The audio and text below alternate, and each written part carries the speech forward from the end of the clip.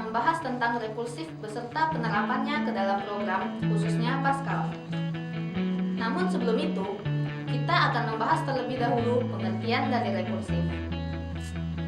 Rekursif berarti suatu proses yang memanggil dirinya sendiri. Dalam rekursif, sebenarnya terkandung pengertian prosedur atau fungsi.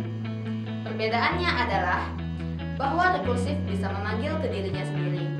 Tetapi untuk prosedur atau fungsi harus dipanggil lewat pemanggil prosedur atau fungsi. Ada beberapa syarat untuk membuat program rekursif. Rekursif harus memiliki yang pertama, kondisi yang menyebabkan pemanggilan dirinya berhenti. Kondisi ini disebut kondisi khusus atau special condition. Dan yang kedua, pemanggilan diri subprogram. Syarat yang kedua ini digunakan apabila kondisi khusus tidak dipenuhi. Secara umum, bentuk dari program rekursif memiliki statement kondisional. Yang pertama adalah statement if digunakan untuk kondisi khusus tak dipenuhi. Dan yang kedua adalah then digunakan untuk memanggil dirinya sendiri dengan parameter yang sesuai. Dan yang ketiga adalah else, digunakan untuk melakukan instruksi yang akan dieksekusi apabila kondisi khusus dipenuhi. Selain pengertian, selanjutnya kita akan membahas tentang ciri-ciri kelebihan dan juga kelemahan dari rekursif. Namun sebelum itu, berikut adalah contoh dari algoritma rekursif. Ini merupakan logika algoritma rekursif.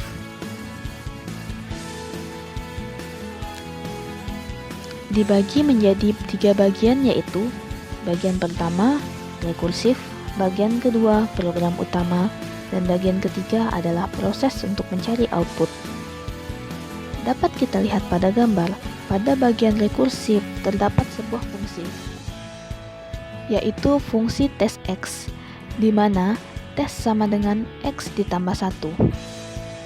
Bagian rekursif merupakan bagian perulangan fungsi. Dan pada bagian kedua, yaitu program utama, terdapat A sama dengan 3 dan B sama dengan tes A. Kita diminta untuk mencari nilai tes A. Oleh sebab itu, kita perlu memasukkan nilai A pada nilai X yang ada pada bagian rekursif.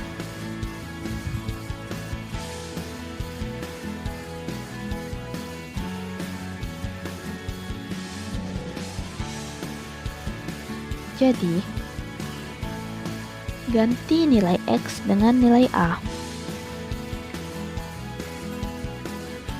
Maka, dalam bagian proses mencari output, nilai A sama dengan 3 dan B 3 ditambah 1 hingga hasil dari tes A adalah 4.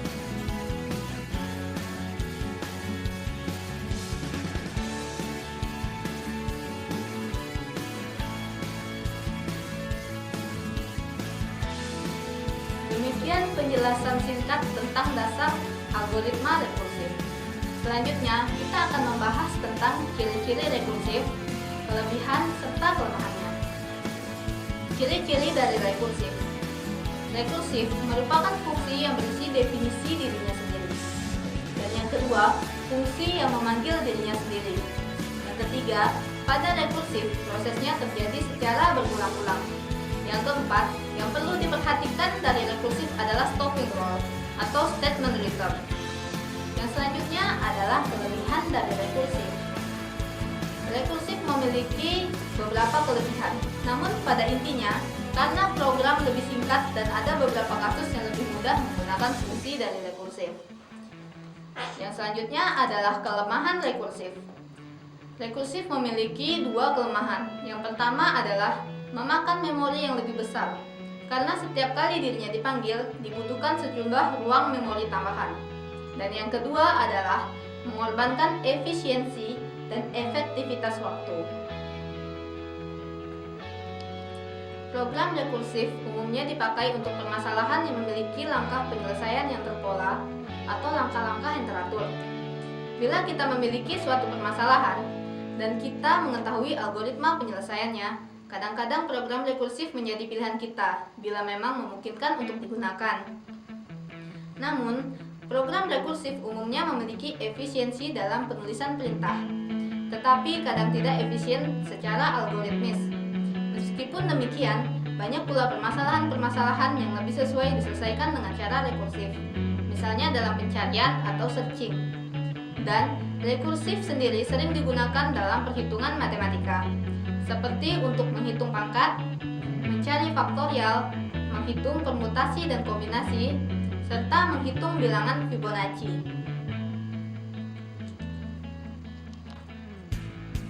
Pada video ini, secara khusus saya akan membahas salah satu dari penerapan rekursif, yaitu menghitung pangkat.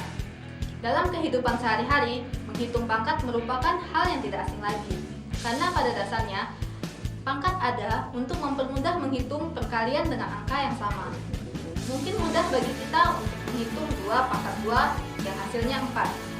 Tetapi, bagaimana dengan 2 pangkat 1000? Tentu itu akan memakan waktu yang sangat lama, bukan? Tetapi, apabila kita menggunakan konsep rekursif, tentu saja kita bisa mereduksi waktu. Berikut adalah algoritma dari menghitung pangkat secara rekursif.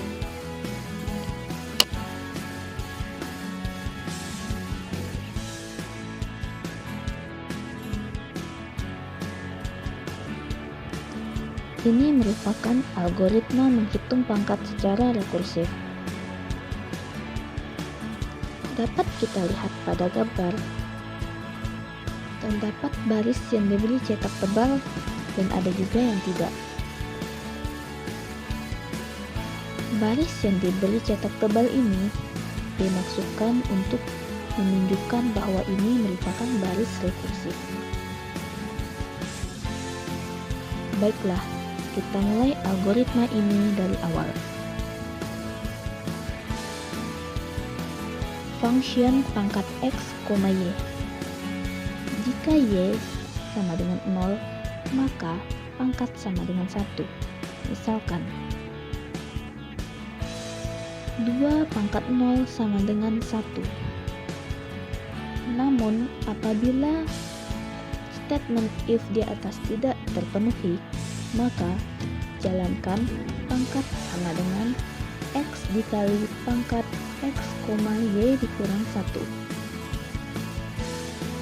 Kita beralih ke statement if yang selanjutnya. Jika b kurang dari 0, maka jalankan bilangan negatif sama dengan 1 dibagi pangkat a, ABSB. Maksud dari ABSB adalah untuk menyatakan nilai B sebagai nilai mutlak. Dan jika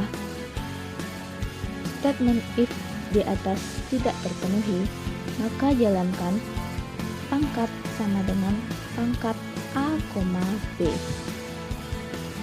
Demikian penjelasan singkat tentang algoritma menghitung pangkat.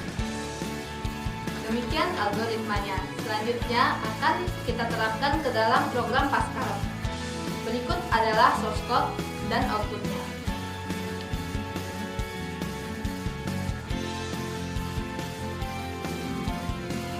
Pertama-tama, kita akan menulis nama program sesuai dengan yang kita inginkan.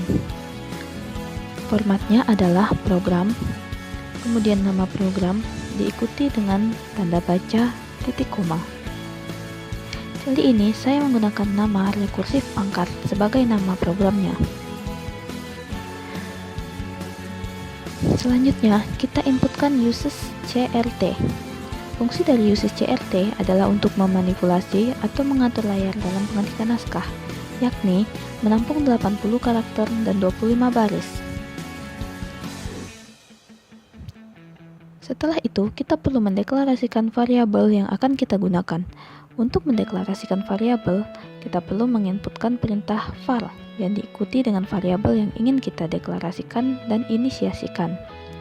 Variabel pertama yang dideklarasikan adalah a, b dengan tipe data integer. Kemudian bilangan negatif dengan tipe data real serta fungsi pangkat fungsi yang diberi nama pangkat, di mana XY menggunakan tipe data integer yang apabila dikombinasikan dengan fungsi, kemudian akan menggunakan tipe data long integer. Kemudian kita akan masuk ke dalam input perintah. Ditandai dengan begin. Perintah pertama adalah if y sama dengan 0, maka pangkat bernilai 1, else nilai pangkat sama dengan X dikali pangkat X, Y kurang 1. Kemudian ditutup dengan perintah N. Bagian kedua dimulai dengan perintah begin. Perintah selanjutnya adalah writeLine. Perintah writeLine berfungsi untuk menampilkan output yang kemudian menyambung ke dalam tampilan berikutnya di baris baru. Perintah writeLine yang akan kita inputkan adalah menghitung nilai A pangkat B.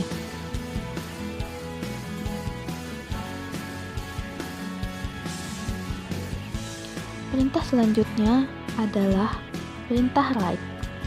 Perintah write hampir sama dengan perintah writeLine. Perbedaannya hanya ada pada tampilan yang tetap berada di baris yang sama, atau tidak menggunakan fungsi enter secara otomatis. Maka kita inputkan perintah write, masukkan nilai A. Kemudian ditambah dengan perintah readLine yang berfungsi untuk memanggil kode program yang diinputkan pada perintah write, masukkan nilai A. Sama dengan baris selanjutnya, sama dengan baris sebelumnya, kita masih menggunakan perintah write dan readLine untuk menampilkan output bagian untuk menginput nilai B.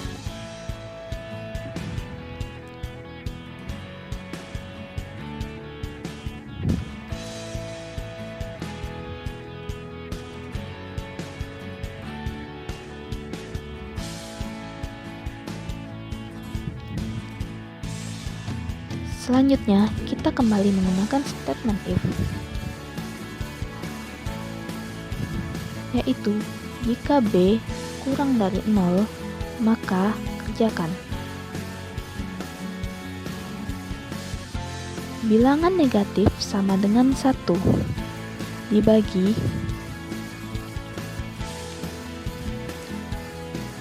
pangkat A, ABS B.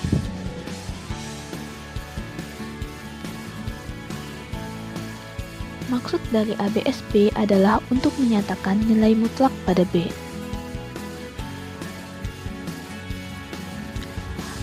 Kemudian masukkan perintah writeLine A, petik pangkat, petik koma, B, petik sama dengan koma, bilangan negatif titik 26 titik 22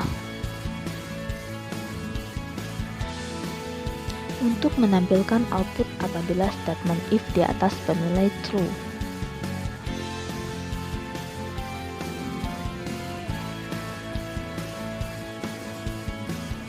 Arti dari bilangan negatif titik 26 titik 22 adalah nilai variabel bilangan negatif terdiri dari 6 digit dan 2 angka di belakang koma. Kemudian N dan else. Selanjutnya masukkan perintah writeLine seperti yang tertera dalam video.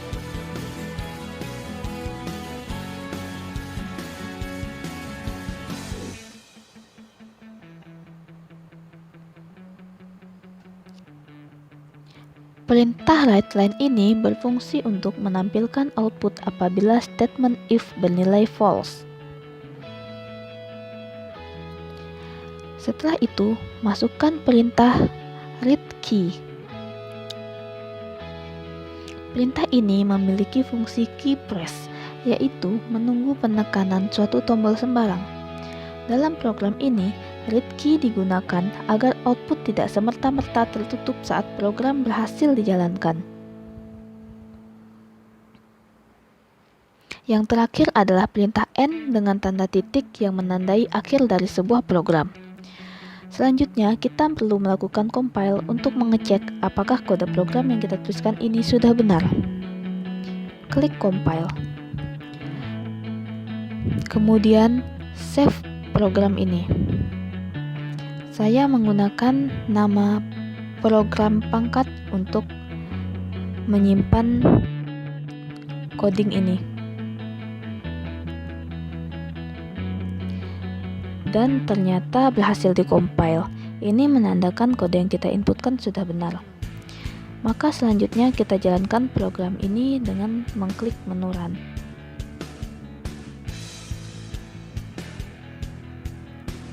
Seperti yang terlihat pada gambar, ternyata prosesnya berhasil.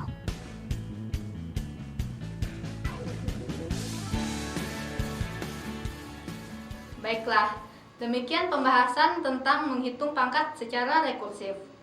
Semoga dapat bermanfaat bagi kita semua. Terima kasih.